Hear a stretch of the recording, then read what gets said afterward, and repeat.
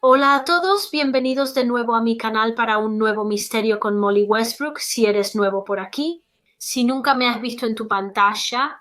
Entonces, hola, mi nombre es Molly Westbrook y subo videos de crímenes reales como este cada semana, así que si crees que eso es algo para lo que te gustaría quedarte. Entonces, por favor, suscríbete y no olvides activar la campanita de notificaciones para que YouTube te avise cada vez que suba un nuevo video. Pero bueno, esta semana vamos a hablar de un caso que de hecho me sugirieron hace muy poco a través de mi formulario de solicitudes de casos, que siempre está enlazado en la caja de descripción, por cierto, por si alguna vez quieres sugerir un caso. Y era un caso del que nunca había escuchado antes, así que empecé a investigarlo y es un caso realmente interesante. Y es uno que permaneció sin resolverse durante muchos años hasta que hace apenas un par de años finalmente la policía lo resolvió. Hoy vamos a hablar del caso resuelto de Lisa Sigert. Ella era una joven hermosa y brillante que simplemente desapareció de repente un día, hace casi 30 años. Lamentablemente, Lisa fue encontrada asesinada unos días después de que desapareció y la policía se esforzó mucho por atrapar a su asesino, pero resultaba muy difícil y con el paso del tiempo su caso empezó a enfriarse hasta que aproximadamente 25 años después de su asesinato, la policía reabrió los archivos y cuando lo hicieron identificaron a un sospechoso. Juntas, el trío decide iniciar su propio podcast de crímenes reales para intentar resolver un asesinato que ocurrió en su propio edificio de departamentos en Nueva York. Vamos a bajar y buscar pistas. ¿Quieres venir? ¿Irrumpir en el departamento de un muerto? Suena interesante. Como dije, he visto 4 episodios hasta ahora y realmente lo estoy disfrutando. Me gusta mucho conocer cada vez más a cada personaje y aprender sobre su pasado, especialmente el personaje de Selena Gómez, Mabel. Aprendimos un poco más sobre su pasado misterioso en el episodio 2 y fue muy interesante porque parece que ella sabe más sobre este misterio de asesinato de lo que les está contando a sus compañeros del podcast. Oliver y Charles. También estoy obsesionada con el personaje de Martin Short, Oliver. Él es simplemente absolutamente divertido. Literalmente he llorado de la risa con algunas de sus frases en la serie y estoy muy emocionada de ver a dónde nos lleva la historia. Hoy regresaremos a 1992 en Agawam, una ciudad del condado de Hampton, Massachusetts, Estados Unidos.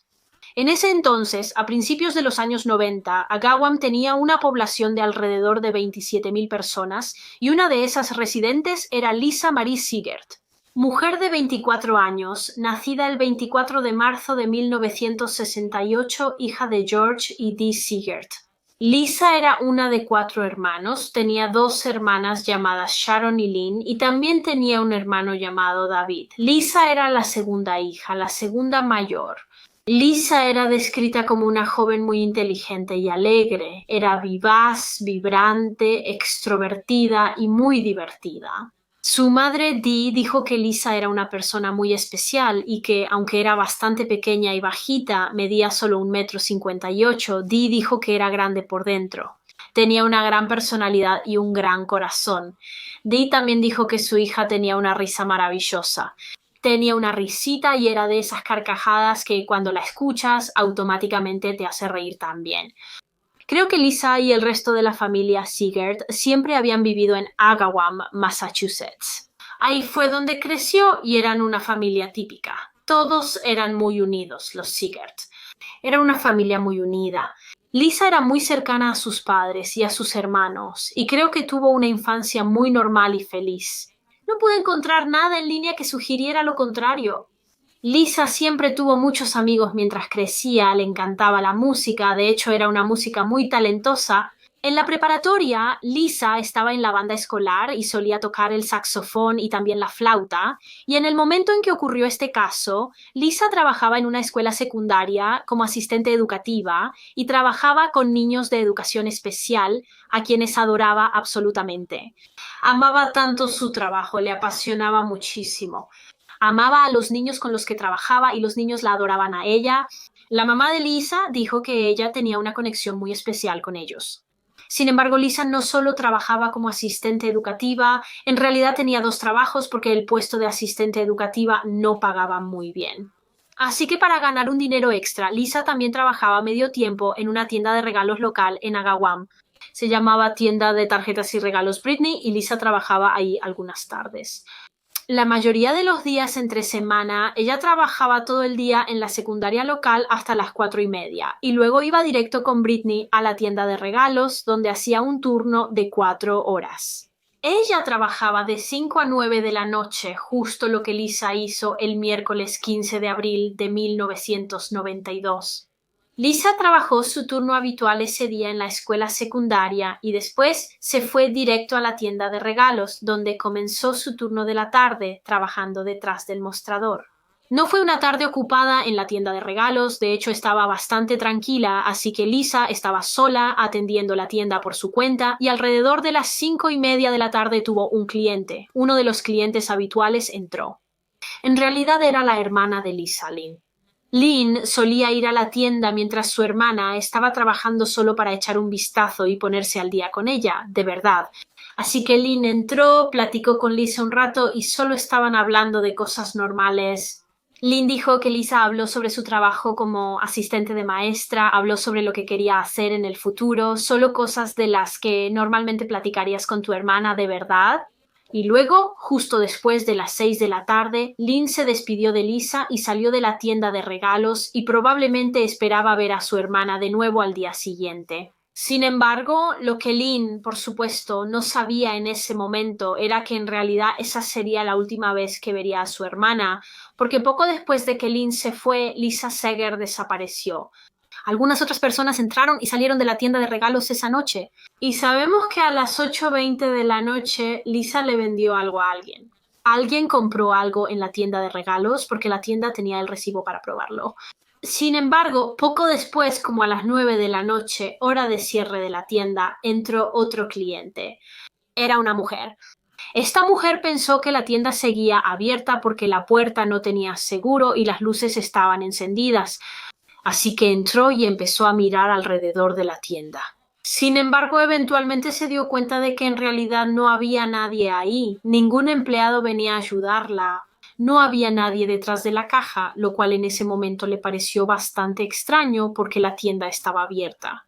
Bueno, parecía estar abierta porque la puerta no estaba cerrada ni nada por el estilo, pero de todos modos siguió mirando alrededor y fue entonces cuando escuchó un ruido que venía de la parte trasera de la tienda. Realmente no podía distinguir qué era ese ruido. Pensó que podría haber sido como un golpe, pero nadie salió y en ese momento no le dio mucha importancia. Probablemente solo asumió que era uno de los empleados de la tienda allá atrás, tal vez estaban agarrando una llave o algo, preparándose para cerrar la tienda. Y como no le dio mucha importancia, simplemente salió de la tienda sin tratar de averiguar qué era ese ruido. Al día siguiente, el 16 de abril de 1992, otra colega de Lisa llegó a la tienda de regalos. Esta colega se llamaba Sofía y llegó a su turno esa mañana alrededor de las 8:45 de la mañana. Sin embargo, cuando Sofía llegó al estacionamiento, notó algo muy extraño. El auto de Lisa todavía estaba estacionado afuera de la tienda, pero Lisa no tenía que trabajar esa mañana. Como mencioné, ella tenía el turno de la tarde, así que Sofía no entendía por qué el auto de Lisa estaba ahí. De todos modos, bajó de su auto y al caminar a la tienda notó que la puerta estaba sin seguro. Lisa no había cerrado con llave la noche anterior, lo cual, de nuevo, era muy extraño. Así que, pensando que Lisa estaba dentro de la tienda por alguna razón, Sofía entró y empezó a llamarla por su nombre, pero no hubo respuesta. Sin embargo, las luces estaban encendidas y Sofía notó que las cosas de Lisa seguían en la tienda, pero no había rastro de ella. ¿Dónde estaba Lisa? No pudo haber ido muy lejos porque su auto seguía afuera, así que parecía que algo le había pasado durante su turno la noche anterior. Sofía realmente empezó a preocuparse, así que decidió contactar al 911 y reportar a Lisa como desaparecida. Y fue más o menos en ese mismo momento cuando los Seegert, la familia de Lisa, también empezaron a entrar en pánico porque la escuela donde trabajaba Lisa contactó a su familia y les dijo que Lisa no había llegado a trabajar esa mañana.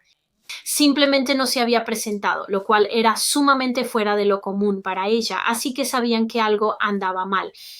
En cuanto la familia de Lisa recibió la llamada de la escuela, fue directo a la tienda de regalos de Britney, pues sabían que era el último lugar donde la habían visto. Obviamente, su hermana Lynn la vio ahí la noche anterior, así que fueron a la tienda de regalos, pero cuando llegaron, la policía ya estaba en la escena porque estaban respondiendo a la llamada al 911 que hizo la colega de Lisa, Sofía. Una de las primeras cosas que hizo la policía en la escena fue, obviamente, hablar con la familia de Lisa y sus colegas para tener una mejor idea del tipo de persona que era Lisa y si alguna vez había hecho algo así antes. Pero como dije hace un minuto, no lo había hecho. Esto era muy inusual para Lisa. Ella siempre fue una joven muy responsable y confiable. Ella no era del tipo de persona que simplemente se iba a algún lugar sin avisar a nadie a dónde iba o cuándo regresaría. Así que para la policía quedó claro muy rápido que probablemente no habría una explicación inocente detrás de todo esto. Parecía probable que algo siniestro le hubiera pasado a Lisa Sigert y sus temores prácticamente se confirmaron en cuanto la policía empezó a revisar la tienda e investigar la escena, porque cuando miraron el almacén trasero notaron que había una abolladura en la puerta del almacén y también marcas de raspaduras. Parecía una abolladura que había sido hecha con el zapato de alguien. Parecía que tal vez alguien había sido empujado contra la puerta y su zapato golpeó la puerta y causó la abolladura. O tal vez alguien estaba siendo sujetado en el suelo y estaba pateando la puerta para intentar hacer el mayor ruido posible, y eso causó la abolladura. Así que parecía como si hubiera habido una pelea en el almacén, como si hubiera personas peleando ahí dentro. Pero eso no fue todo lo que la policía encontró. También descubrieron sangre en la escena. Algunas fuentes dijeron que encontraron la sangre en unos globos que estaban en la tienda y no creo que haya sido una gran cantidad de sangre. No es que hubiera sangre por todas partes en la escena, pero sí había suficiente como para sugerir nuevamente que hubo algún tipo de lucha violenta. Pero a pesar de encontrar evidencia de una pelea, la policía no encontró a Lisa. Ella no estaba en ninguna parte de la tienda y la evidencia sugería que probablemente había sido secuestrada la noche anterior. Poco después de iniciar una investigación por persona desaparecida, la policía notificó al público que una mujer había desaparecido y pidieron información. Fue entonces cuando un par de personas que habían entrado a la tienda de regalos la noche anterior se presentaron. Una de esas personas fue la clienta que compró algo cerca de las 8:20 de la noche. Se presentó ante la policía y declaró que había comprado en la tienda. Fueron atendidos por Lisa y dijeron que todo parecía estar bien. Lisa parecía estar bien y otra persona que se presentó fue esa mujer que entró a la tienda cerca de la hora de cierre, a las 9 de la noche, y les contó lo que pasó cuando estuvo ahí, que no había nadie más en la tienda, pero que sí escuchó un ruido proveniente de la parte trasera. Un ruido fuerte, pero en ese momento no le dio mucha importancia, así que simplemente se fue. Sin embargo, ahora se cree que ese ruido fuerte en la parte trasera probablemente era Lisa siendo retenida o luchando con su secuestrador antes de que finalmente salieran de la tienda. También leí en un par de fuentes que otra mujer que trabajaba cerca de la tienda de regalos se presentó ante la policía y dijo que alrededor de las 9:15 de la noche en que Lisa desapareció, ella iba conduciendo su auto cuando vio a un hombre y una mujer en otro vehículo y parecía, según sus palabras, que estaban, cito, forcejeando en el asiento trasero. No entiendo por qué esta mujer no llamó a la policía al ver a ese hombre y mujer forcejeando en el asiento trasero. Según un artículo que leí en ese momento, ella simplemente asumió que eran adolescentes en el auto, así que no le dio mucha importancia y simplemente se fue. Pero bueno, otra pista, otra información que la policía recibió en este caso, en realidad vino de algunos de los amigos cercanos y familiares de Lisa. Verás, resulta que no mucho antes de la desaparición de Lisa, solo unos días antes, en realidad ella les había confiado que sentía que alguien la estaba vigilando, no dijo mucho más que eso, realmente no dio más detalles al respecto. Ella solo dijo que sentía que alguien la estaba vigilando y eso realmente encendió las alarmas para la policía, porque si Lisa había sido secuestrada, parecía muy probable que su secuestrador fuera esa persona que la había estado observando, y si ese era el caso, entonces claramente habían estado planeando esto desde hace tiempo, planeando secuestrar a Lisa Seger. Tras el reporte de la desaparición de Lisa, la búsqueda inició de inmediato y en los días siguientes se intensificó. Se trajo a muchos policías para ayudar con la búsqueda de ella y, como seguro te imaginas, la comunidad local estaba realmente preocupada. Pero a pesar de estas preocupaciones, a pesar de estos temores, todos esperaban desesperadamente que Lisa fuera encontrada sana y salva. Pero desafortunadamente eso no fue lo que pasó, porque solo 4 días después de la última vez que vieron a Lisa se encontró algo. El domingo de Pascua, es decir, el 19 de abril de 1992, la policía recibió una llamada telefónica de un miembro del público y él dijo que acababa de pasear a su perro en el bosque local, donde creía haber encontrado restos humanos. Así que la policía fue directamente al lugar, directamente al bosque, y ahí encontraron el cuerpo sin vida de una joven. Era Lisa Seger, de 24 años, y había sido asesinada. Lisa fue encontrada en una zona boscosa, como mencioné, que estaba ubicada a unos 6 kilómetros de la tienda de regalos de Brittany, donde fue vista por última vez. Cuando la encontraron, ella estaba parcialmente vestida. Se determinó que había sido violada y apuñalada hasta la muerte. Había heridas de puñaladas por todo el cuerpo de Lisa. Así que este fue un ataque muy brutal y violento, y también tenía muchas heridas de defensa propia. Tenía moretones y cortes en las manos y en los brazos, donde realmente intentó defenderse de su atacante. Claramente luchó muchísimo por su vida. Después de que encontraron el cuerpo de Lisa, la policía tuvo que darle la desgarradora noticia a la familia Seger, y la madre de Lisa, Dee, dice que ni siquiera recuerda mucho después de que le dijeron que su hija estaba muerta. Solo recuerda que cayó de rodillas. Creo que literalmente simplemente cayó al suelo y todo fue como un borrón para ella. Fue el peor día de su vida. Cuando se hizo público que Lisa Seger había sido asesinada, por supuesto, todos estaban aterrados porque había un asesino suelto en la ciudad de Agawam, un asesino que había atacado a una joven amable e inocente. Otras mujeres en la zona estaban aterradas. No sabían si esto era el comienzo de un asesino serial o algo así. No sabían si el asesino volvería a atacar, así que todas temían por sus vidas. Se notó que las ventas de armas y pistolas empezaron a dispararse en Agawam, al igual que las de gas pimienta. Las mujeres estaban comprando mucho gas pimienta porque solo querían asegurarse de poder protegerse si alguna vez lo necesitaban. Tras el descubrimiento del cuerpo de Lisa, obviamente se inició una investigación por asesinato y la policía comenzó a trabajar para identificar y atrapar al asesino de Lisa. Y afortunadamente la policía tuvo un pequeño avance bastante temprano en la investigación, porque en realidad pudieron obtener el ácido desoxirribonucleico del asesino. Encontraron rastros del ácido desoxirribonucleico del asesino en la escena del crimen. Según una fuente, recuperaron rastros de su semen en la falda de mezclilla de Lisa. Pero desafortunadamente, en ese momento, este ácido desoxirribonucleico no coincidía con nadie en la base de datos. Y obviamente tenemos que recordar que esto sucedió a principios de los 90, así que aunque era una evidencia realmente buena, en ese momento el ácido desoxirribonucleico y la tecnología forense eran muy nuevos y no muy buenos. Así que, aunque tenían el ácido desoxirribonucleico del asesino, en este punto de la investigación no podía ofrecer muchas pistas. Pero aún así fue un gran avance y significaba que tenían algo con lo que comparar a cualquier sospechoso futuro en el caso, para ver si había una coincidencia.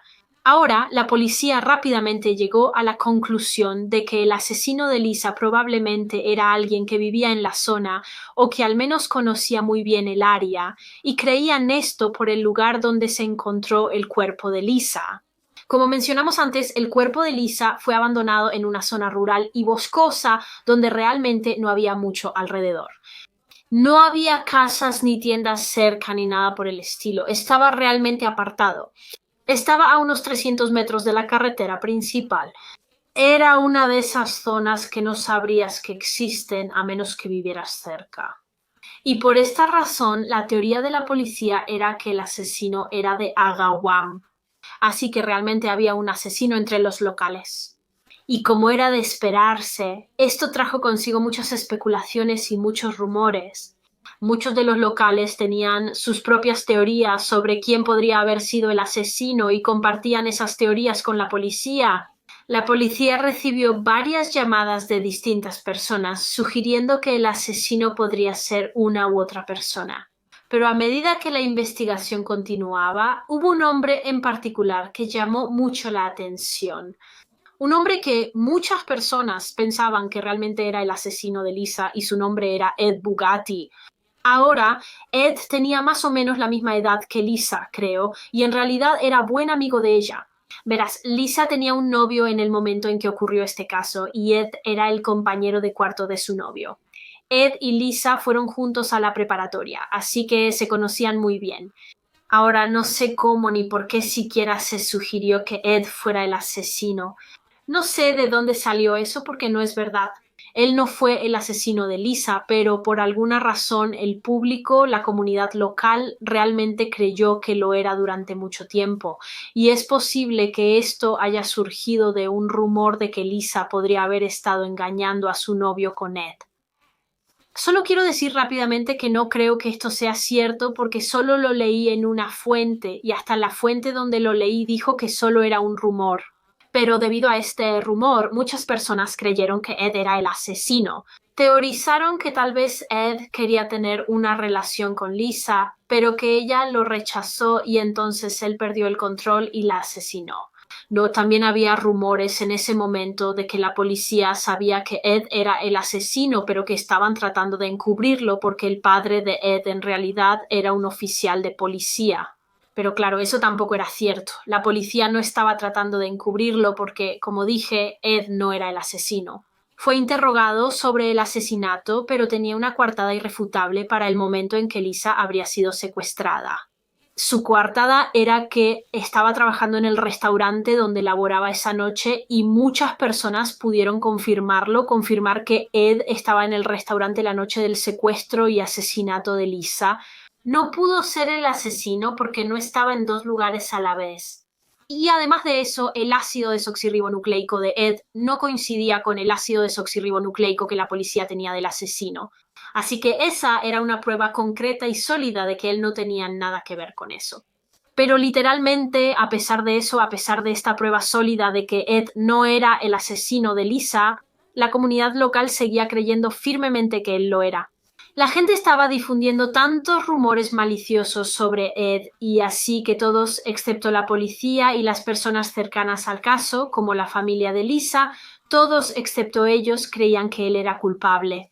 Y creyeron que él era culpable durante años y años porque, como dije al principio del video, tomó años encontrar al verdadero asesino. Durante mucho tiempo Ed tuvo una nube de sospechas sobre él y no puedo imaginar lo difícil que debió ser para él vivir en un pueblo donde todos piensan que eres un asesino, aunque haya pruebas contundentes que confirmen que no lo eres. Debe haber sido una pesadilla para él y creo que lo que lo hace aún peor es que Lisa era su amiga. Ella era una buena amiga suya, así que no solo tiene que lidiar con el dolor de perder a su amiga, sino que también tiene que soportar que todos piensen que él fue quien le quitó la vida a su amiga. Y la hermana de Lisa, Lynn, incluso dijo en un documental de True Crime Daily sobre este caso que ella cree que Ed Bugatti merece una disculpa de cada persona que alguna vez dijo algo malo sobre él y de cada persona que lo acusó o difundió rumores de que él era el asesino porque simplemente no era verdad. Pero bueno, después de que la policía descartó a Ed del caso, obviamente continuaron buscando al verdadero asesino de Lisa, pero estaba resultando muy difícil. La policía estaba haciendo todo lo posible para tratar de identificar al responsable. Estaban investigando cada pista y cada dato que recibían. Tomaban muestras de ácido desoxirribonucleico de varios hombres y las comparaban con la del asesino, pero no hallaban coincidencia. La policía sí tenía sospechosos en el caso, tenían una lista de sospechosos o personas de interés, pero simplemente no podían vincular concretamente a ninguno de ellos con el crimen y con el tiempo el caso de Lisa realmente empezó a estancarse. Pasaron años y a pesar de los mejores esfuerzos de la policía, simplemente no pudieron encontrar al asesino y eventualmente el caso de Lisa se enfrió y permaneció así durante unos 23 o 24 años hasta 2016, cuando la policía volvió a investigar el asesinato de Lisa y decidió que iban a usar nuevas técnicas de ácido desoxirribonucleico para intentar atrapar al asesino de una vez por todas. Decidieron que iban a usar el ácido desoxirribonucleico del asesino que se había recuperado en 1992 cuando Lisa fue asesinada. Iban a usar este ácido desoxirribonucleico para intentar crear una imagen compuesta del perpetrador y para hacerlo iban a utilizar una técnica relativamente nueva llamada fenotipado de ácido desoxirribonucleico. ¿Qué es el fenotipado de ácido desoxirribonucleico? Bueno, es un proceso en el que los científicos toman una muestra de ácido desoxirribonucleico y usando esa muestra intentan predecir cómo así luce la persona con ese ácido desoxirribonucleico según su información genética. Y después de esto intentarán crear una imagen compuesta de cómo creen que se ve la persona a la que pertenece ese ácido desoxirribonucleico. Espero que eso haya tenido sentido. No entiendo muy bien la ciencia detrás de esto porque no soy científica, pero eso fue lo que la policía decidió que iban a hacer en este caso. Iban a tomar la muestra de ácido desoxirribonucleico que habían obtenido del asesino de Lisa. Iban a usar la fenotipificación de ácido desoxirribonucleico para crear una imagen compuesta del asesino. Y esa es la imagen que está en pantalla ahora mismo. Estas imágenes muestran cómo los científicos pensaban que lucía el asesino de Lisa en 1992. Ellos creían que el asesino de Lisa era un hombre blanco con una complexión clara o muy clara. Ellos creían que tenía ojos color avellana o marrones y que tenía el cabello castaño, oscuro o negro. Tras crear las imágenes del perpetrador, la policía las publicó en una conferencia de prensa esperando que alguien reconociera el rostro y se presentara. Pero creo que la policía sabía que esto podría no resultar en ninguna pista, porque obviamente estas imágenes eran para tratar de mostrar cómo podría haberse visto el asesino en el momento del asesinato en 1992, pero para este punto ya habían pasado casi 25 años, así que lo más probable es que la gente no vaya a reconocer a esta persona, no van a saber quién es o quién fue. ¿O quién fue?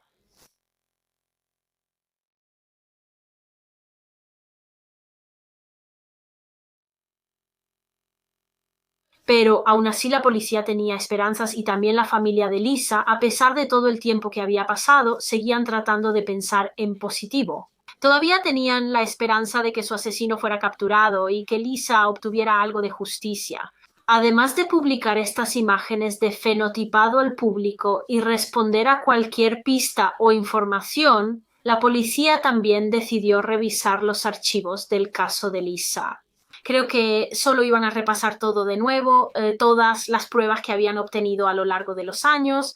Y una de las cosas que querían revisar eran todos estos sospechosos o personas de interés sobre los que alguna vez recibieron información, sospechosos que en algún momento fueron señalados a la policía por miembros del público por alguna razón u otra.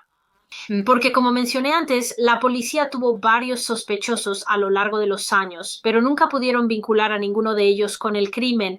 Pero ahora, en 2017, ya era 2017 en este punto, la policía quería examinar más de cerca a 11 sospechosos, 11 hombres en particular, porque durante toda esta investigación, durante los 25 años desde el asesinato de Lisa, a varios hombres se les había pedido que proporcionaran voluntariamente una muestra de su ácido desoxirribonucleico para que pudiera ser comparada con el ácido desoxirribonucleico que la policía tenía del asesino de Lisa.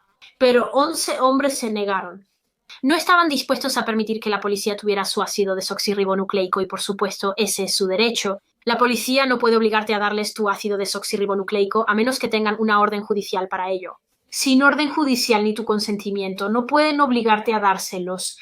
Así que cuando a estos 11 hombres se les pidió que proporcionaran una muestra de ácido desoxirribonucleico y dijeron que no, la policía realmente no pudo hacer nada al respecto porque no tenían ninguna otra evidencia que los vinculara con el crimen. Pero como dije, para este punto en 2017, la policía decidió investigar más a fondo a estos hombres porque sí, podría haber varias razones por las que no querían que la policía tuviera su ácido desoxirribonucleico en sus archivos, pero la policía tenía sus teorías de que tal vez uno de estos 11 hombres era el asesino y la razón por la que no querían dar su ácido desoxirribonucleico era porque sabían que en cuanto lo hicieran se haría la coincidencia y serían arrestados y enviados a prisión.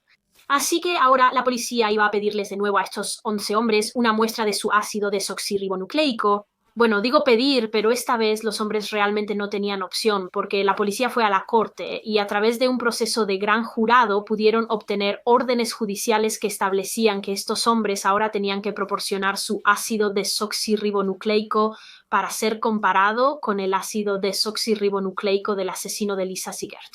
Ya no tenían opción, legalmente tenían que proporcionar una muestra de ácido desoxirribonucleico. Así que la policía fue a la casa de cada uno de estos hombres con una orden judicial para recolectar su ácido desoxirribonucleico. Eso era justo lo que hacían, recolectaban todas las muestras diferentes. Sin embargo, cuando llegaron a la casa de un hombre en West Springfield, Massachusetts, tocaron la puerta y el compañero de cuarto del hombre la abrió. Y ellos les informaron que él, el hombre del que la policía quería obtener el ácido desoxirribonucleico, en realidad no estaba en casa en ese momento. Así que la policía simplemente le contó la situación al compañero de cuarto y le pidió si podía pasarle esta información al chico, porque tenían una orden judicial para obtener su ácido desoxirribonucleico y necesitaban que él contactara a la policía lo antes posible. El compañero de cuarto aceptó y dijo que daría la información, así que la policía solo debía esperar. Sin embargo, esta investigación tomó un giro inesperado cuando la policía descubrió que este chico, el que no estaba en casa cuando la policía llegó para recoger su ácido desoxirribonucleico, en realidad se había ido de la ciudad. Simplemente se fue en cuanto su compañero de cuarto le dijo que la policía tenía una orden judicial para obtener su ácido desoxirribonucleico en relación con el caso de Lisa Siegert, lo cual, por supuesto, lo hizo parecer muy sospechoso ante la policía. Este hombre fue uno de esos 11 hombres que se habían negado a dar su ácido desoxirribonucleico voluntariamente al principio de la investigación, pero ahora que le dijeron que tenía que darlo legalmente, fue el único que decidió irse. Parecía como si se hubiera dado a la fuga, así que de inmediato la policía pensó que necesitaban encontrar a este tipo de inmediato porque parecía muy probable que él fuera el asesino. Él es el hombre que la policía había estado buscando durante años y años. El nombre de este hombre era Gary Shara. Creo que él tenía unos 48 años en 2017, por lo que en el asesinato de 1992 tendría unos 23 años. Y de hecho, él había sido una persona de interés en el caso de Lisa prácticamente desde el principio, desde 1993. Así que solo un año después de su asesinato, cuando alguien muy cercano a él en realidad dio su nombre a la policía y dijo que creía que él podría haber sido el asesino de Lisa, pero hablaremos más sobre eso en un momento. Así que, como dije, en cuanto la policía se enteró de que Gary Shara, uno de los 11 hombres, se había ido de la ciudad, supieron que necesitaban encontrarlo rápidamente. Y justo al día siguiente, la novia de Gary Shara en realidad entró a una estación de policía en Agawam y les entregó 3 cartas escritas a mano por el propio Gary Shara. Verás, antes de que Gary Shara se fuera de la ciudad, él había dejado estas cartas con su novia. Ahora, la primera era un testamento. La segunda era una carta de confesión en la que admitía el asesinato de Lisa Siegert. Y la tercera era una carta de disculpa dirigida a la familia Siegert. Y después de que la novia las encontró, después de que su novio se había ido de la ciudad, las llevó directamente a la policía. Ahora voy a leer un par de citas de las cartas. Así que en la carta de confesión, que en realidad estaba dirigida a su novia, él escribió, cito, «He temido el día en que tendría que escribir esta carta desde hace casi tanto tiempo como puedo recordar. Antes que nada, te amo, espero que nunca lo dudes. Viene la parte difícil, hoy descubrirás cosas terribles sobre mí. te van a decir que secuestré y asesiné a una joven hace aproximadamente 25 años. Es cierto todo eso. No tenía intención de matarla cuando la agarré, pero los acontecimientos se salieron de mi control y ante la ley todo es lo mismo. Nunca me he arrepentido tanto de algo. Era joven, terca y tonta, con énfasis en la última parte. También dijo, y cito, nunca he sido ni siquiera me he sentido normal. Desde muy joven me fascinaban el secuestro y la esclavitud. Nunca pude sacarlo de mi mente por mucho tiempo. En ese día fatídico me permití hacer algo terrible. También tengo una cita aquí de la nota que él escribió a la familia de Lisa y dijo, cito, espero que saber quién fui y saber que ya no estoy les traiga algo de cierre y paz. De verdad, lo siento mucho. Como mencioné antes, él también escribió un testamento, lo cual obviamente le sugirió a la policía que probablemente iba a quitarse la vida para no tener que enfrentar las consecuencias de sus acciones. Así que después de todo esto, la policía estaba más segura que nunca de que Gary era el asesino. Quiero decir, tenían su confesión, así que obtuvieron una orden de arresto y le dijeron a toda la policía local y de las áreas cercanas que estuvieran atentos a este hombre, a este sospechoso de asesinato, y no les tomó mucho tiempo encontrarlo. Creo que a través de los registros de su teléfono pudieron rastrearlo hasta un hospital en Connecticut. Y él estaba ahí porque había tomado una sobredosis de drogas en un intento de acabar con su vida. Recibió tratamiento en el hospital y se recuperó. Y después de su recuperación, la policía lo arrestó ahí mismo el 16 de septiembre de 2017 por el asesinato de Lisa Seger. Mientras esperaban que Gary fuera extraditado de regreso a Massachusetts, la policía se puso a trabajar para intentar encontrar aún más pruebas que lo vincularan al crimen. Pudieron obtener una orden de cateo para su propiedad, así que registraron su casa y mientras estaban ahí, recolectaron objetos de su hogar que sabían que tendrían su ácido desoxirribonucleico, creo que cosas como su cepillo de dientes para el cabello y similares, y cuando compararon su ácido desoxirribonucleico con el ácido desoxirribonucleico que tenían del asesino de Lisa, por supuesto que coincidió. Después de 25 años, finalmente tenían pruebas concretas que vinculaban a alguien con el asesinato de Lisa Seger y ese alguien era Gary Shara. Y después de esto, la policía finalmente pudo darle la buena noticia a la familia Seger, la noticia que habían estado esperando por tanto tiempo. El asesino de Lisa finalmente había sido encontrado y arrestado. Pero antes de hablar sobre lo que sucedió después con el caso y el proceso judicial de Gary, déjenme contarles un poco más sobre él y lo que realmente llevó a que se convirtiera en una persona de interés en este caso desde el principio. Ahora, desafortunadamente, realmente no hay información en línea que yo pudiera encontrar sobre la crianza de Gary Shara. Lo único que realmente pude encontrar sobre su infancia fue que fue adoptado y que vivió y creció en un pueblo llamado Longmeadow, en el condado de Hampton, en Massachusetts, que está muy cerca de Agawam, donde vivía Lisa y donde fue asesinada. Está a unas 5 millas de distancia. Encontré algo de información en línea sobre su adolescencia y sus años en la preparatoria. Al parecer no lo recordaban mucho en la preparatoria, como cuando lo señalaron como asesino y preguntaron a quienes estudiaron con él cómo era. La mayoría dijo que en realidad no lo recordaban. No podían recordar el nombre Gary Shara ni tampoco podían recordar su rostro. Y según las fuentes, la razón de esto era porque él realmente no se involucraba mucho. Él no participaba en ningún deporte, club ni nada por el estilo. De todos modos, se graduó en 1987 y luego empezó a trabajar de inmediato. Creo que empezó a trabajar en restaurantes e incluso llegó a ser gerente de un restaurante, creo que a principios de los 90. Quienes trabajaron con él siempre hablaban bien de él. Era educado, era bueno en su trabajo. Una fuente incluso describió a Gary Shara como casi igual a Ted Bundy, porque no hubieras pensado que era capaz de hacer lo que hizo, ya que era encantador y bien educado. Pero debajo de todo eso en realidad era un asesino a sangre fría.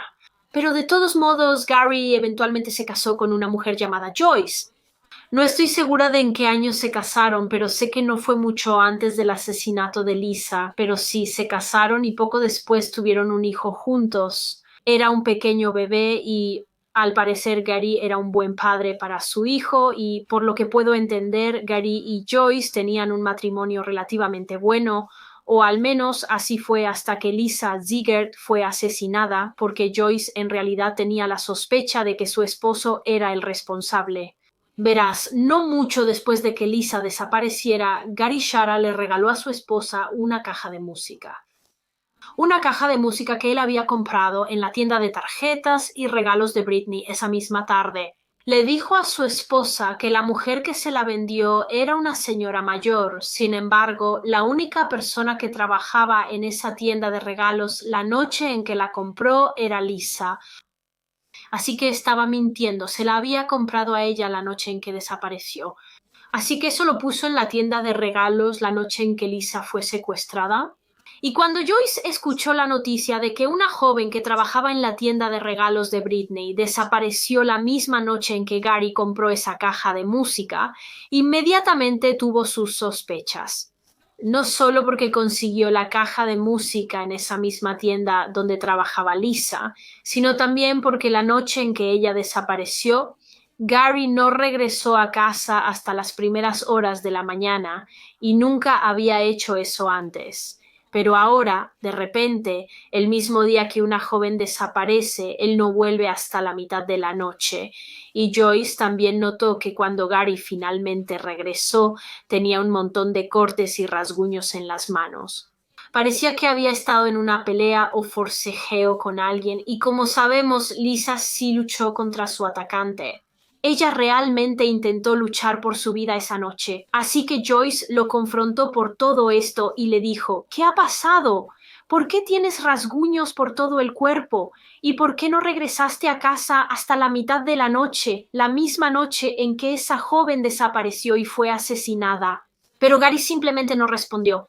No pudo darle a su esposa una buena explicación para ninguna de estas dos cosas, ni por los rasguños ni por haber regresado tan tarde. Otra cosa que Joyce notó fue que Gary estaba casi obsesionado con el asesinato de Lisa. Cada vez que había un segmento sobre eso en las noticias locales o en la televisión, él simplemente se quedaba pegado a la pantalla. Él quería saber cada pequeño detalle al respecto, y ahora que sabemos que él era el asesino, podemos suponer que probablemente era porque quería saber todo lo que la policía sabía para poder averiguar si estaban cerca de atraparlo o no. Así las sospechas de Joyce solo aumentaban. Ella realmente empezó a creer que su esposo era el que había hecho esto, que había asesinado a una joven inocente.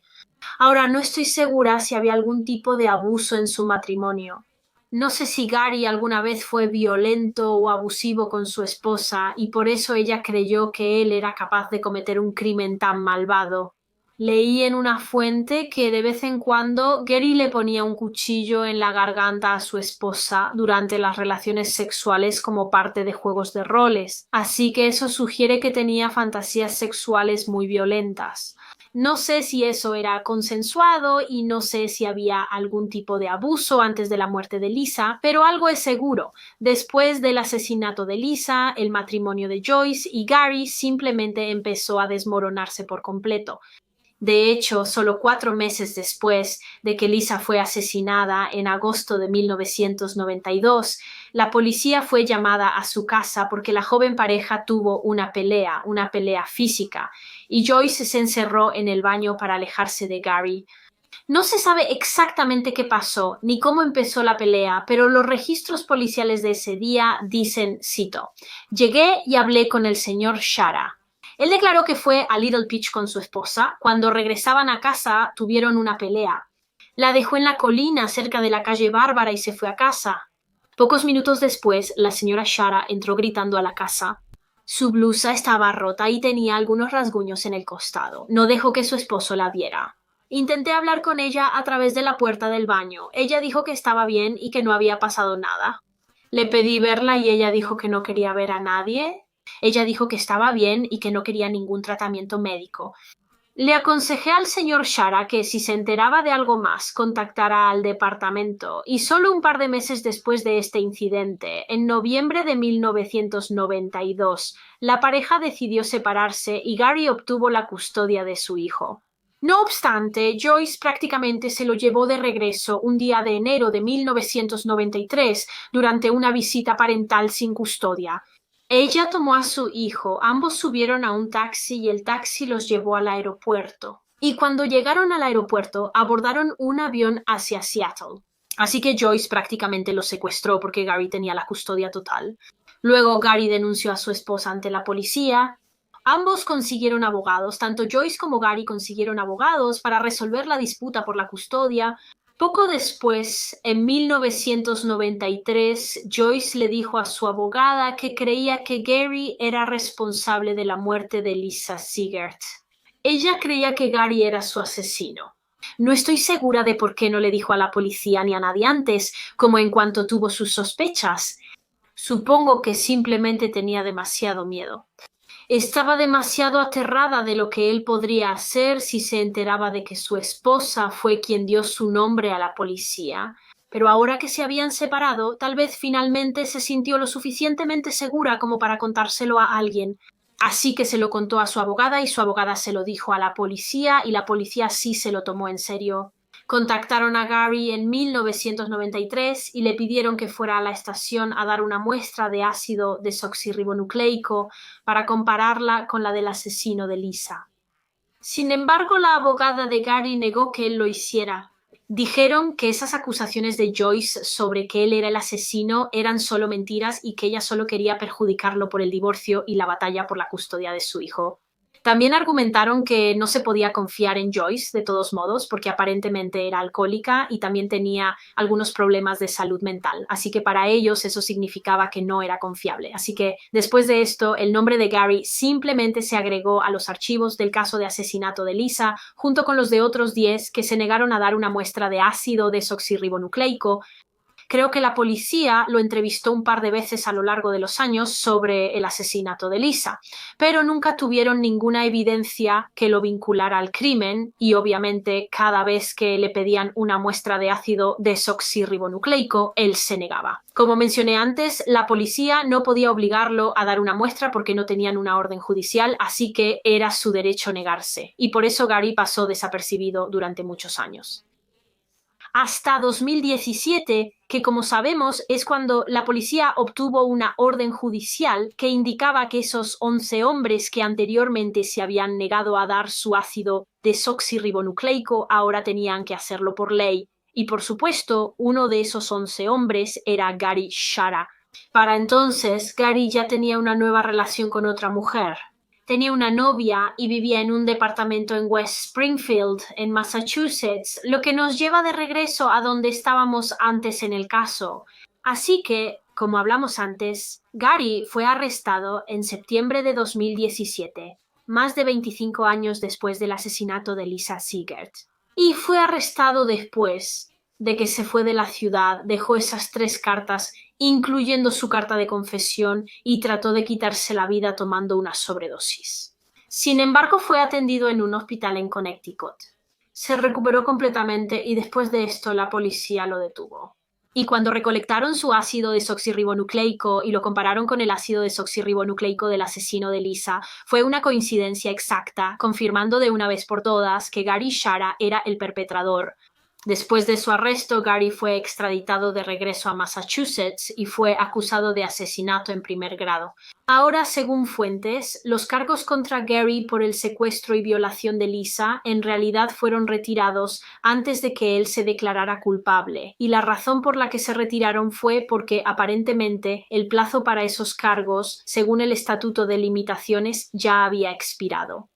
No fue acusado por esos cargos, pero sí de asesinato en primer grado. Frente a ese cargo, él se declaró culpable. Y en 2019, 27 años después del crimen, Gary Shara, de 50 años, fue sentenciado a cadena perpetua sin posibilidad de libertad condicional. Así que nunca sería liberado de la prisión, moriría ahí dentro.